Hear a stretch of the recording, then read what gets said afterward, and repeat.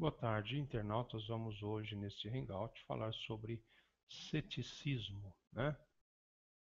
Um conceito filosófico, ceticismo. Vamos ver o que vem a ser.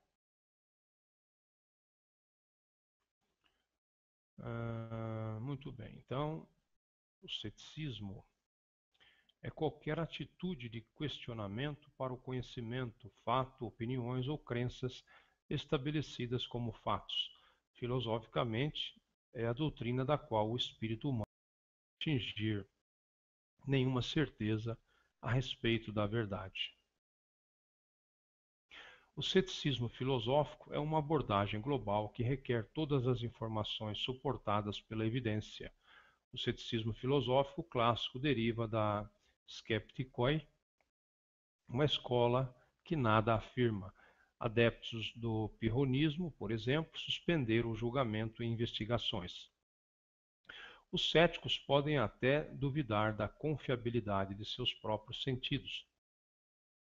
O ceticismo religioso, por outro lado, é a dúvida sobre princípios religiosos básicos, como a imortalidade, a providência e a revelação. Na antiguidade, o ceticismo filosófico se manifestou na Grécia clássica. Aparentemente, um de seus primeiros proponentes foi Pirro de Elis, 360 a 275 a.C., que estudou na Índia e defendia a adoção de um ceticismo prático.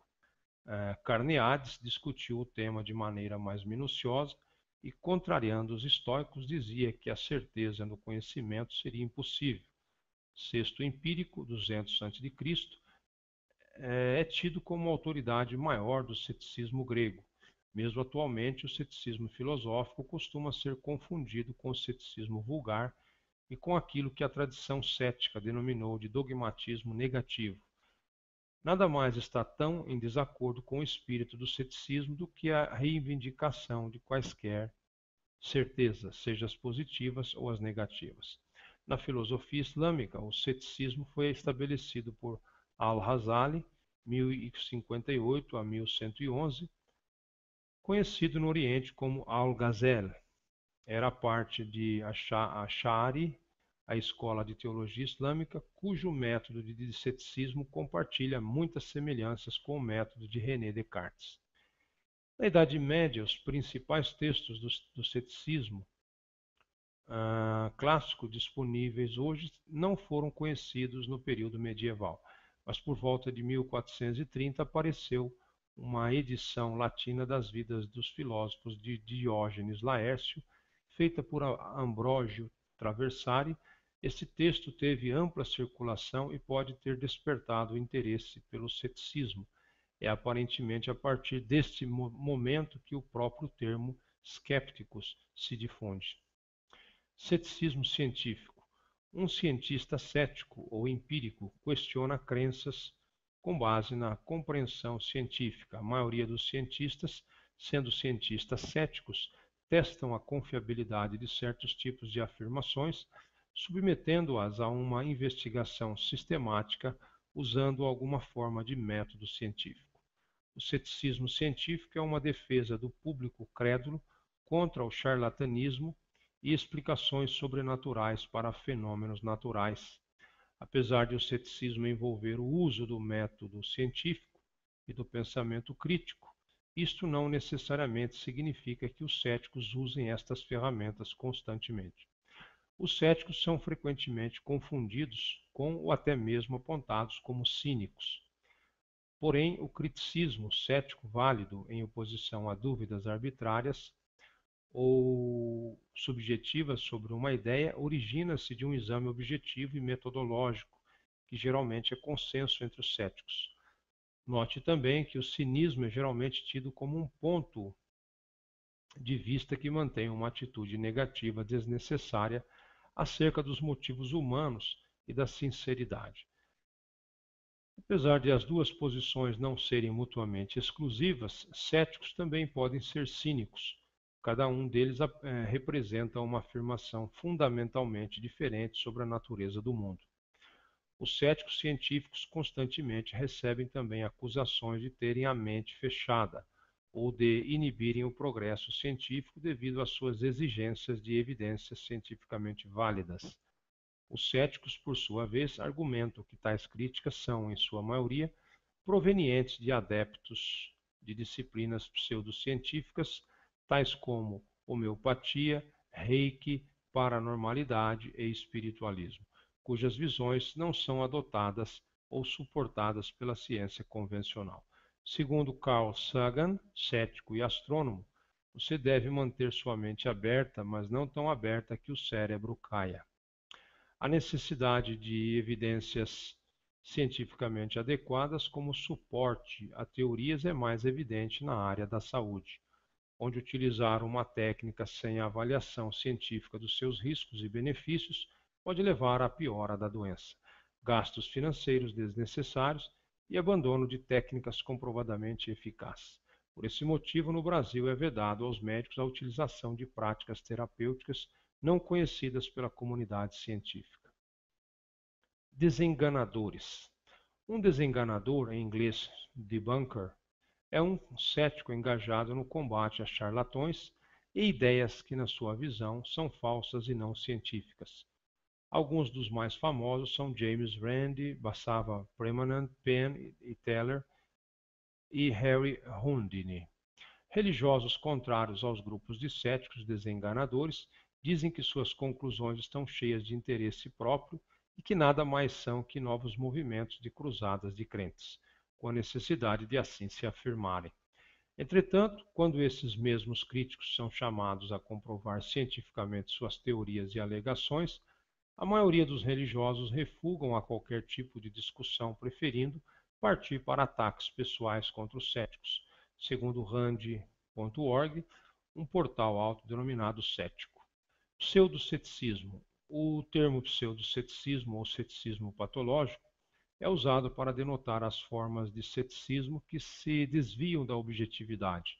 A análise mais conhecida do termo foi conduzida por Marcelo Truzzi, que em 1987 elaborou a seguinte conceituação.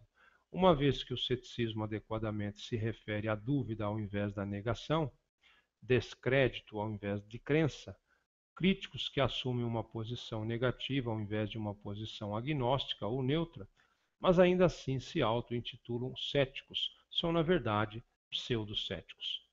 Em sua análise, Marcelo Truzzi argumentou que os pseudocéticos apresentam a seguinte conduta: a tendência de negar ao invés de duvidar, a realização de julgamentos sem uma investigação completa e conclusiva, uso de ataques pessoais, a apresentação de evidências insuficientes, a tentativa de desqualificar proponentes de novas ideias, taxando-os pejorativamente de pseudocientistas, promotores ou praticantes de ciência patológica. A apresentação de contraprovas são fundamentadas ou baseadas apenas em plausibilidade, ao invés de se basearem em evidências. A sugestão de que evidências inconvincentes são suficientes para se assumir que uma teoria é falsa. A tendência de desqualificar toda e qualquer evidência. O termo pseudoceticismo parece ter suas origens na filosofia na segunda metade do século XIX. Ceticismo como inércia. A ciência moderna é baseada no ceticismo. Por um lado, a ciência deve estar sempre aberta a novas ideias, por mais estranhas que pareçam, desde que apoiadas em evidências científicas, mas deve fazê-lo de forma que sejam sempre devidamente escrutinadas, de modo a assegurar a veracidade de suas implicações e resultados. Sempre que uma nova hipótese é formulada ou uma nova alegação é realizada, toda a comunidade científica se mobiliza de modo a comprovar sua viabilidade teórica e prática. Como em qualquer outro plano, quanto mais incomuns forem as novas ideias e invenções, mais resistência tendem a enfrentar durante seu escrutínio por meio do método científico. Uma consequência disso é que vários cientistas, através da história, ao apresentarem suas ideias, foram inicialmente recebidos com alegações de fraude por colegas que não desejavam ou não eram capazes de aceitar algo que requereria uma mudança em seus pontos de vista estabelecidos. Por exemplo, Michael Faraday foi chamado de charlatão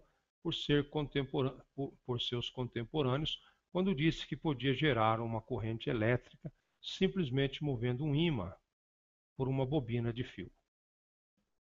Em janeiro de 1905, mais de um ano depois, mais de um ano após Wilbur e Orville Wright terem feito seu histórico primeiro voo em Kitty Hawk, em 17 de dezembro de 1903, a revista Scientific American publicou um artigo ridicularizando o voo dos Wright. Com assombrosa autoridade, a revista citou como principal razão para questionar os Wright o fato de a imprensa americana ter falhado em cobrir o voo. Outros a se juntarem ao movimento cético foram o New York Herald, o exército americano e inúmeros cientistas americanos.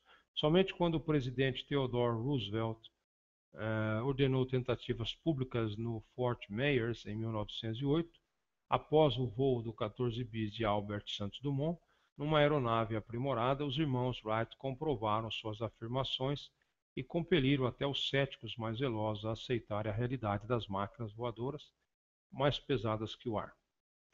Na verdade, os irmãos Wright foram bem-sucedidos em demonstrações públicas do voo de sua máquina 5 anos antes do voo histórico. Nesse contexto, embora o voo dos irmãos Wright, mesmo não calando os céticos, tenha sido talvez o primeiro onde uma nave mais pesada do que o ar alçou o voo, o primeiro voo de uma máquina capaz de alçar voo totalmente por conta própria, sem ajuda de catapultas, é contudo corretamente creditados a Santos Dumont, esse devidamente registrado e documentado. A maioria das investigações revolucionárias modernas, como o microscópio de corrente de tunelamento, que foi inventado em 1981, ainda encontram intenso ceticismo e até mesmo ridículo quando são anunciados pela primeira vez, como o físico Max Planck observou em seu livro The Philosophy of Physics, A Filosofia da Física, de 1936, uma importante inovação científica raramente faz seu caminho vencendo gradualmente e convertendo seus oponentes. Raramente acontece que Saulo se torne Paulo. O que realmente acontece é que os seus oponentes morrem gradualmente e a geração que cresce está familiarizada com a ideia desde o início. Então nós vimos agora aí, né, a questão do ceticismo nesse hangout. E vamos parando por aqui e até um próximo hangout com outro tema interessante.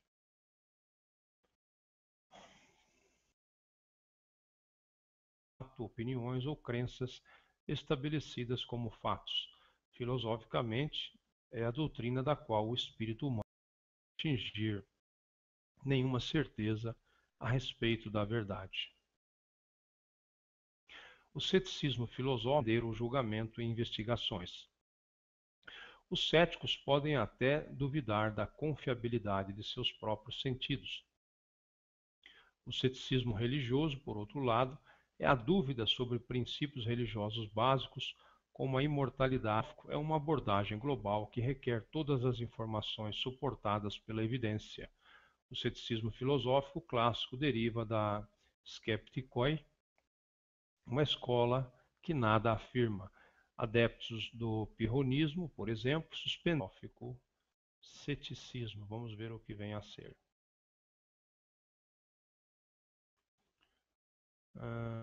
Muito bem, então o ceticismo é qualquer atitude de questionamento para o conhecimento, fato.